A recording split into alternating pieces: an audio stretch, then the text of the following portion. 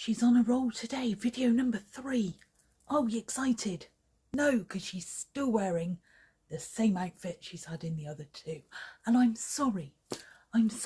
But I've got to do these things when I've got the energy, when I've got the time. And today we're going to sit back with a bit of Diet Coke and give you a health update, because when I put the poll up on Instagram, I asked what you wanted to see. So last Sunday you had my vintage bag, designer bag haul. A few missing off there, sorry, I will find those. Again, we've been moving stuff around. And Wednesday you had a little bonus video of a recreation of Kona Bebe's TikTok video. I've learnt my lesson.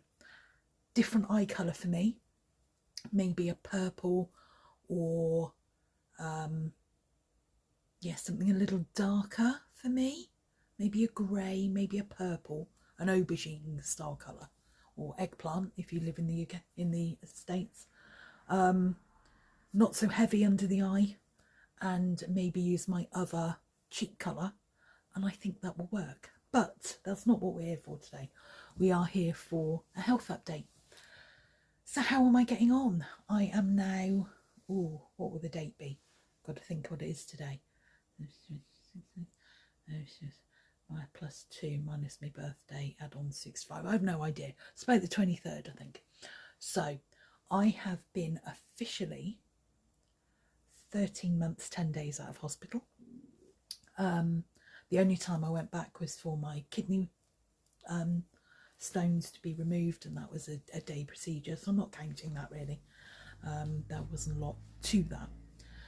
So I can't remember where we got up to on the last health update I did, but in August last year I had my annual diabetic checkup.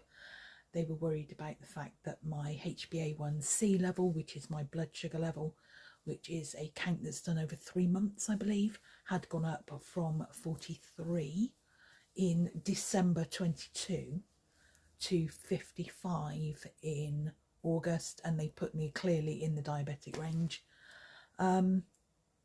Wasn't really a shock to me. I'd gone back to work, I was eating again, I was working out levels of hypo versus normal and all the different things that my type 3C diabetes throws at me.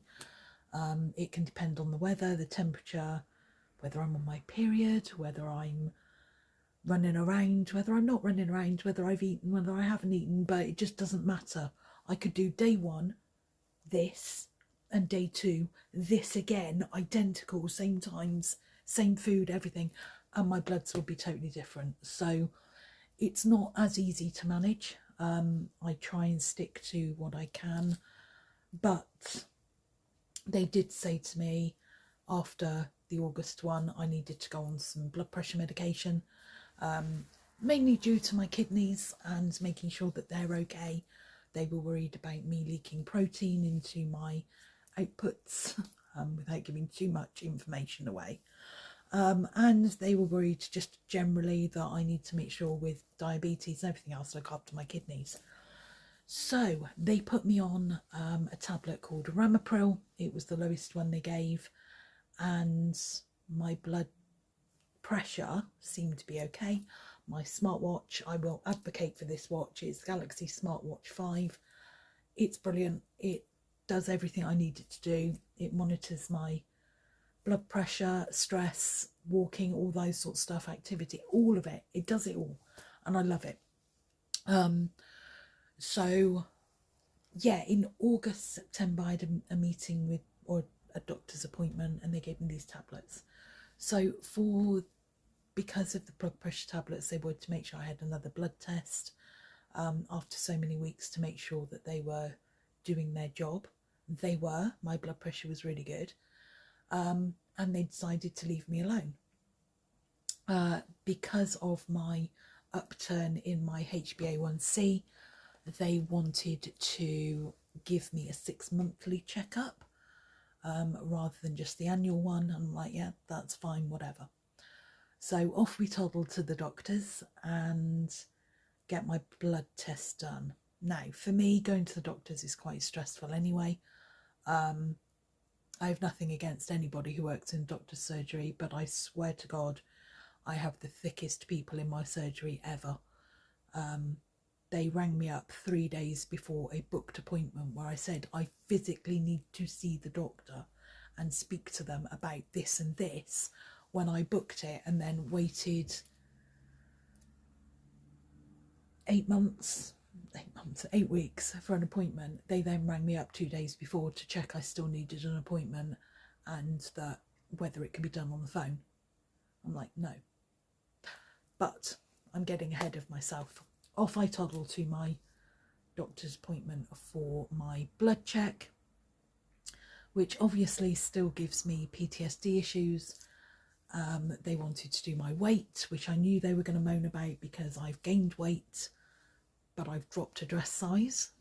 So I'm gaining more muscular weight in my legs where I'm walking around during the week. I'm obviously having food, which I wasn't having. I wasn't having the whole time I was ill. I didn't eat a lot. I went for about 12 months where I hardly ate, couldn't eat, didn't want it.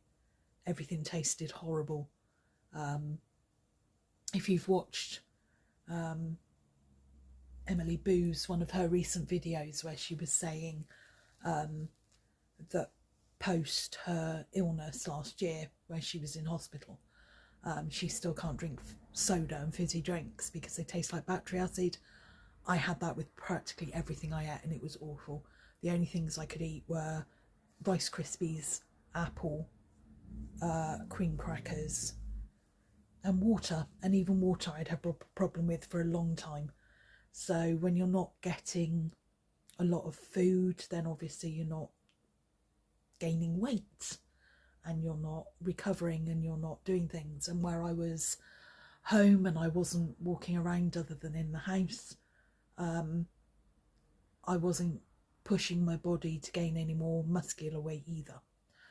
So yeah, this appointment comes around and I'm like, yes, I know I've gained weight, but I've dropped a dress size. And she went, yeah, that can't happen. Now, when I say I've got the worst doctor surgery in the world, I genuinely mean it. She then took my blood pressure. Oh, I had to do this whole wellness survey.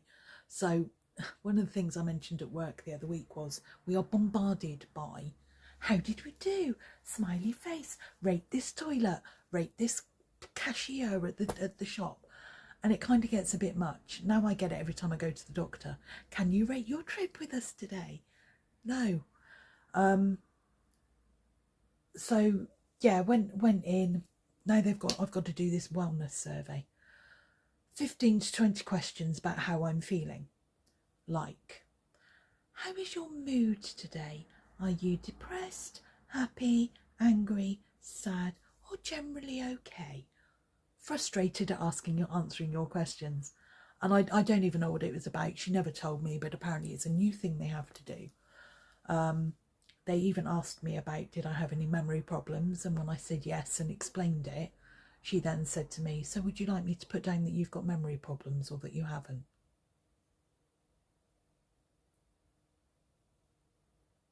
I've just told you I've got memory problems, love. Come on. Anyway, needles and things still give me PTSD. I don't have a problem with needles. I inject myself every day twice. I don't have a problem with getting injections, but anything that involves going into a vein causes me anxiety. So when it came to doing my blood pressure, I'm not surprised it was through the roof. When I said to her, this is not normal, you know, this is being here, this is about to be having, you know, all these things needled into me. Oh no, you've got very high blood pressure. We need you to monitor it. Do you know how to monitor it? I'm like, yes. Oh, have you got the kit? Yes. Okay, well, we need you to monitor it for a week. So I'm like, okay, we'll do it again and I will prove to you this is not my blood pressure. So I do my blood pressure. I check it in about 2 or 3 times a week. I'm not somebody who's obsessed with doing it, but I will check it just to make sure that if I've had a bad day at work, I'm not getting too stressed, or, you know, if I'm managing to get some exercise, I'm not getting stressed. So, because it is a stressor on my body, it's, you know, it's a big thing for me at the moment, where I'm still using my wheelchair, where I'm not used to walking around long distances, where I get various things going on, so, which I will come on to. But yeah, in general, I just have to make sure my body isn't getting stressed out or getting any issues. So I do check it, and in general, they say in a textbook 120/80 is perfect blood pressure. Mine hovers around 120/77, 75. So I knew when she took this measurement of 195/96, it was very wrong. She took 3 measurements. She said, no, it's definitely too high. You'll have to look at adjusting your medication, and sent me off with this form to fill in. She then drew the blood, and off I went to work, not worrying about it because I've got an appointment with my diabetic nurse by the time you're seeing this video in a couple of weeks. So I had then a appointment on the following Wednesday, a week Wednesday. So I had the blood test on the Tuesday, I think, or the Friday, and then I had a week and a bit before my next appointment. And I went in to see my favourite doctor to talk about a couple of things. So 2 of the things I am struggling with at the moment are cramp. Now, when I say cramp, I'm not talking your standard cold feet, lack of circulation cramp that lasts for a few minutes and then goes away. I am talking about 99% of the time, even now, my legs are in some version of cramp. My little toe on my left foot feels like it's being pulled at a right angle on a regular basis, even when I'm relaxed. I can have warm legs, and the front of my ankles feels like they're cramping, the sides of my feet. So it's not like your normal calf or general cramp that you get. I have had cramp before. When I used to dance, I used to get it, but this is something else. So I wanted to talk to her about that, and also about some dreams that I'm struggling with, whether it is, from what I understand, I think it is a effect of long-term midazolam, which is what they had me induced with for weeks, and then gave me a few times post that on other procedures, and I think that has messed with my head a little bit. So I have very weird dreams. They are ultra realistic. They could happen. Some of them are more sci-fi based, so are a little bit less real, but they feel like I'm watching a movie, like I'm in the movie. 4DX, here we come. But yeah, it's very much like being in a movie. I can wake up in the middle of the night, go to the toilet, go back to bed, and I still go back into the same dream. I can control what happens. Yeah, it's a lot. And when it happens all night, 5 or 6 nights out of 7, you're tired, because you just end up more exhausted when you wake up than when you go to bed. So I wanted to talk to her about that. For the cramp, I'm now on, it's not one you can buy over the counter, but it's not a prescription med. I don't know how I ended up getting it, but it's an iron supplement. So I have to take a full iron tablet. It's a big red thing every day, because she believes that will help. I've only been on it since yesterday, because I wanted to start it with the cycle of my other tablets, because if it works, then they will renew at the same time. So I had a week's worth of my other multivitamins to finish. So yeah, this heavy duty iron tablet I'm taking for a few months to see if it helps. It's going to take a good couple of weeks to get through my system, but in 3 or 4 months then I should know how we're going. At the moment it's not had any different, but we'll see what happens. As for the dreaming, no idea. She has no idea what to do. I don't want tablets, I don't want She mentioned going on amitriptyline, which I don't want. I had that previously when I was in the hospital, and no, that really messed with my head. And you know, it's dreams, it is what it is. But what I don't want is weird stuff going on in my head that can cause hallucinations in real life. So not for me, thank you. But I did ask about my bloods and my blood pressure, so I gave her my sheet, and I said I did tell the woman my blood pressure is really good right now. And I handed over the sheet, and she said, oh, so what your average is then? And she tossed it on, and she went, so your averages are 118, so 118 over 69. That's pretty good. So we're going with that. So my blood pressure is awesome. My HbA1c, which was at 55 in August, is back down to 47, which sits back in the 43 to 48 pre-diabetic range, which is amazing. So I've got a control of it. So even though I'm having spikes in my blood sugar, and I'm having hypos still, they are more level in general, which is great, and I'm not getting so many spikes, which is fabulous.